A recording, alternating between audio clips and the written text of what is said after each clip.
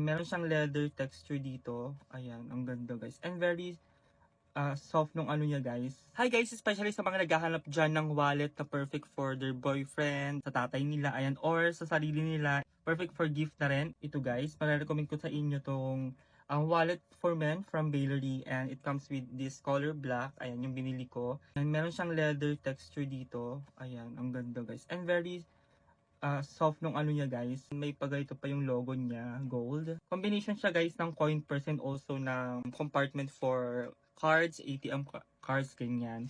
Gusto ko talaga sa wallet kasi nga separate, masaseparate ko yung mga barya ko, ganyan. And also yung perang papel. Ito na may itsura niya sa loob.